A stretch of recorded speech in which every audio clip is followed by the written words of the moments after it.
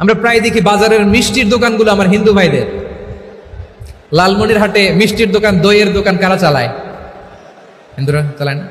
তারপরে যে বারবার সব চুল কাটে যে নাপিত, অধিকাংশ নাপিতের দোকানে কারা? আমার হিন্দু ভাইরা। তা আপনি চুল কাটতে পারবেন কিনা? পারবেন কিনা বলেন? পারবেন। তার দোকান থেকে দই মিষ্টি কিনতে পারবেন কিনা? হ্যাঁ, আমার মুসলিম ভাইয়ের দোকান থাকলে ওইটার আমি বেশি প্রায়োরিটি দিব, ঠিক কিনা? কিন্তু যদি তাদের সার্ভিস নিতে চান, প্রোডাক্ট নিতে চান, পারবেন। তার দলিল সহিহ বুখারী, আম্মা জান আয়েশা রাদিয়াল্লাহু তাআলা আনহা বলেন, ইশতারা রাসূলুল্লাহ সাল্লাল্লাহু আলাইহি ওয়াসাল্লাম মিন ইয়াহুদিয়িন তুআমান ওয়া রাহানাহু দিরআহু মিন হাদিদ। রাসূল সাল্লাল্লাহু আলাইহি ওয়াসাল্লাম এক ইহুদির কাছ থেকে, কার কাছ থেকে? সবাই বলে নাই কার কাছ থেকে? আমার নবী, পেয়ারা নবী এক ইহুদির কাছ থেকে জব কিনেছিল, জব, বার্লি, যেটা দিয়ে রুটি বানায়।